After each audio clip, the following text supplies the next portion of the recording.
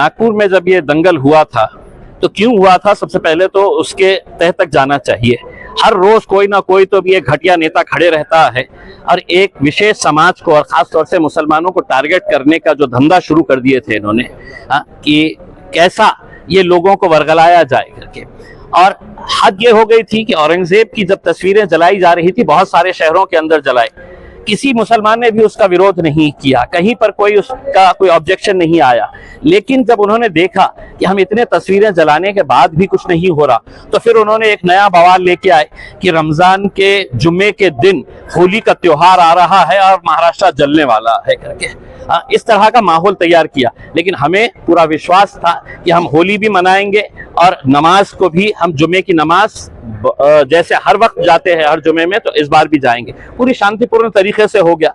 तो जो लोग इस राज्य को कहीं ना कहीं आग की लपेट में ढकेलना चाहते हैं, तो उन्हें ऐसा लगा कि अब ये करने के ऊपर भी कुछ नहीं हो रहा है, तो उन्होंने क्या किए कि एक जिस चादर के ऊपर कुरान की आयतें लिखी हुई थी उसको लेकर आकर पैरों से रौंदा गया, उसको जलाया गया। और ये महाराष्ट्र के मुख्यमंत्री कहते हैं कि ऐसा कुछ नहीं हुआ है। तो या तो देवेंद्र फडणवीस साहब को चश्मा लगाने की जरूरत है अगर उन्होंने वो वीडियो नहीं देखे हैं।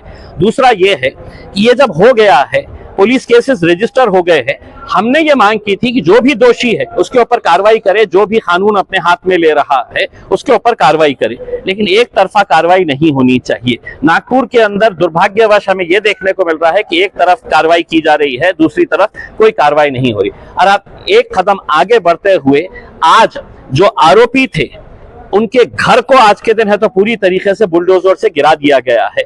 मेरा यह कहना है कि आप सुप्रीम कोर्ट को भी नहीं मानेंगे कि आपका इतना गुंडा राज चल रहा है कि आप सुप्रीम कोर्ट नहीं, हाई कोर्ट नहीं, सुप्रीम कोर्ट ने उत्तर प्रदेश के मुख्यमंत्री योगी आदित्यनाथ को कहा था कि ये बंद करो और जितने तुमने घर गिराए हैं अब वो अपने सरकार के पैसों से उसको बनाकर दो करके।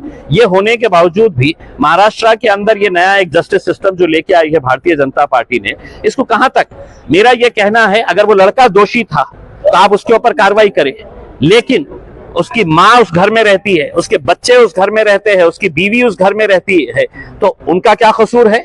उनका बुजुर्ग बाप उस घर के अंदर रहता है, उसको आप सड़क के ऊपर किस हिसाब से लेकर आते हैं करके, ये मेरे हिसाब से कहीं ना कहीं खत्म होना चाहिए।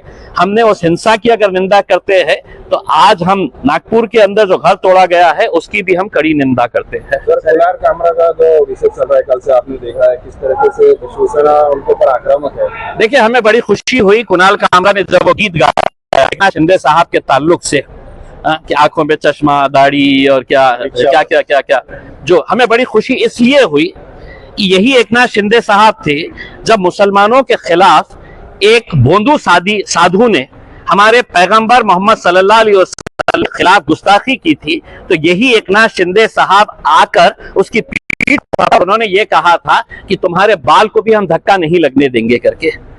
यानी कि हमें तकलीफ होती है तो आप उसका जश्न मनाएंगे, आप उसका समर्थन करेंगे।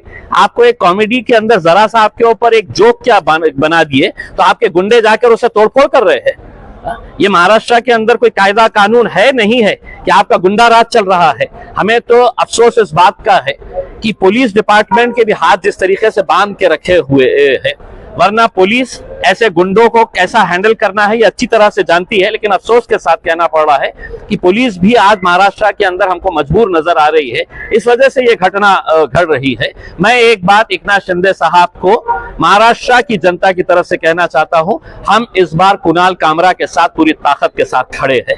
आत्महत्या हो रही है शेतकरी के, उसके ऊपर शिवसेना के भी भावना आवाज नहीं हो रही है, लेकिन शिंदे साहब के ऊपर किसी ने टिप्पणी कर दिया तो देखिए अब महाराष्ट्र के अंदर लोकशाही नहीं है, गुंडाशाही चल रही है और यही गुंडागिरी का नतीजा है कि हम देख रहे हैं कि नागपुर के अंदर क्या हुआ है।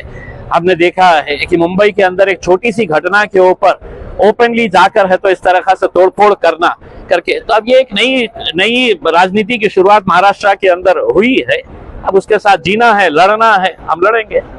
सर एक क्वेश्चन है, औरंगजेब मुसलमान का हीरो नहीं ऐसा नेता ने कहा है। देखिए, हमने भी ये कार्यक्रमामध्ये सांगितलं होतं की तो आमचा हीरो नाहीये। देखिए, राजा थे इस मुल्क के अंदर, राजाओं की जंग होती थी, लड़ते थे, और जब जंग होती थी तो कोई किसी को फूल का हार नहीं पहनाते थे। मारने और मरने के लिए ही जंग होती थी।